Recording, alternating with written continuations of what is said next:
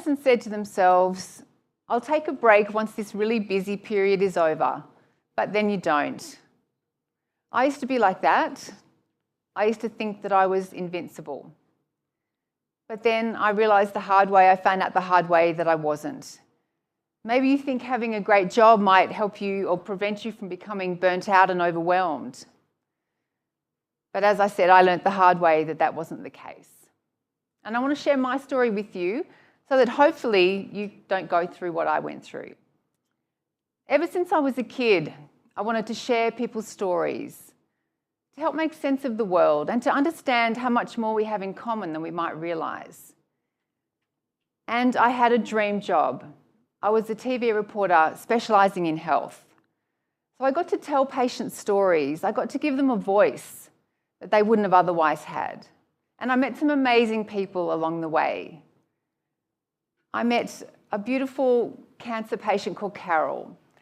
And I sat with Carol as we waited for her cancer scans to come back. And we held our breath, and then we cried with relief when her scans came back clear. I met a young couple called Rachel and Johnny, and they'd only just lost their daughter Mackenzie to a genetic illness at the age of 7 months.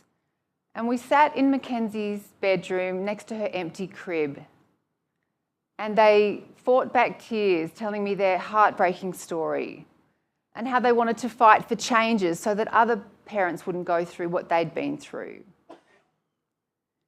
But there are stories of great hope as well. I met Andrea, a mum with multiple sclerosis, and she was facing life in a wheelchair, but she had a stem cell transplant through a clinical trial which radically transformed her health.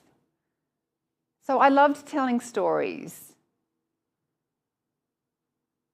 But what happened was, when the cameras switched off, I found it really hard to do the same. My mind was always racing, yet my body was tired. I was engaged, but I was exhausted. I was tired, but I was wired. And so, like many of us, I would start the day with a few coffees with caffeine to get going. Then I'd have a few glasses of wine at the end of the night to wind down. But that started to catch up with my health. The wake-up call came for me when I was presenting some awards at a black tie dinner for healthcare workers. And I was feeling great. I stood up at the podium to present the first award. I was in a sparkly dress with high heels. I was feeling great. But then this wave of dizziness just hit me out of nowhere. I had to hold onto the podium so I didn't fall over. And I didn't understand what was going on with my health. I didn't understand why my nervous system wasn't working properly anymore. And the dizziness just added to some other symptoms I'd been having. What I discovered was that chronic stress takes a toll on your body, no matter how good your job might be. I'd heard the phrase before, the body keeps score, but now I really believed it. And I didn't want to stay feeling like that. I didn't want to stay feeling burnt out and overwhelmed for my family. So I knew I needed to take action. I knew I wanted to be a better version of myself than that burnt out person. Telling stories really was a privilege, and I never thought that job would lead to burnout. But burnout doesn't just happen if you have a crappy job or a crappy boss. It can happen in a fulfilling job as well. The pace of my work really increased, the demands intensified, and commitments that I didn't or couldn't say no to were piling up around me. Journalism isn't a 9-to-5 profession, but I was either working or thinking about work from the minute I woke up until my head hit the pillow, and that's a recipe for burnout. Now, you might have heard the term burnout and wondered exactly what it means. So it's not about just being a bit tired or stressed. You feel physically and emotionally exhausted. You feel disillusioned and disengaged. You feel isolated and you wonder if other people feel the same as you do. And research shows that 50% of the workforce feels some degree of burnout at the moment.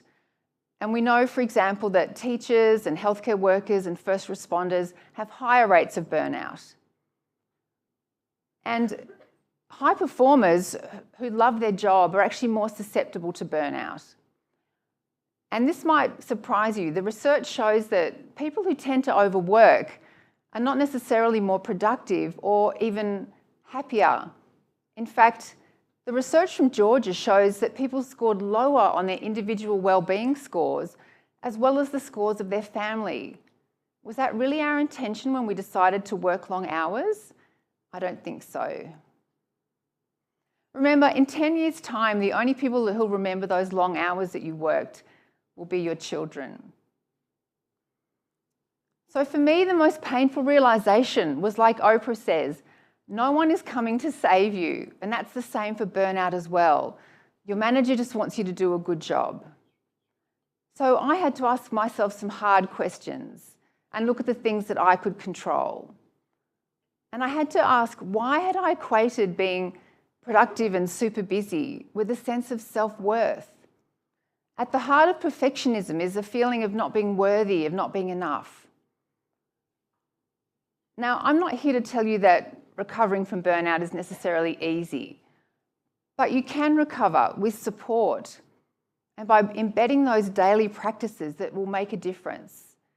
To regulate your nervous system and get it out of that survival mode, that fight or flight, and into a relaxed mode. And I was lucky in some ways because I knew what would make a difference. And it doesn't mean you need to leave a job that you might love. But I had to lean into the concept of self-compassion, of feeling you are enough, like Brené Brown says. And I had an epiphany. There are so many physical symptoms from burnout that I realised you can't just think your way out of it. The body really does hold the key. And so that meant looking at those practices that were going to make a difference to get me out of survival mode and into a more relaxed and regulated state. And that meant committing to a daily meditation practice, even before I would get out of bed. It meant committing to daily movement, even though all I could manage when I first recovered from burnout was 5 minutes of Tai Chi was all I could manage. And it meant committing to connecting with people that really fill you with joy. I think about recovering from burnout a bit like a ship setting course for a destination. Imagine if you just change that destination 1% every day and stick with it. You'll end up in a completely different destination. And that's the same with burnout recovery as well. And I want to leave you with this last thought. How do you want to be remembered? What do you want your legacy to be? As someone who worked really hard, or as someone who really lived life according to their values and who cared about the people who cared about them? Listen to what your body is telling you. It really does hold the key. And remember, we only have this one precious life that we've been granted. So think of yourself as that 80-year-old in that rocking chair. What will have mattered to that person? And are you living that life right now? Thank you very much.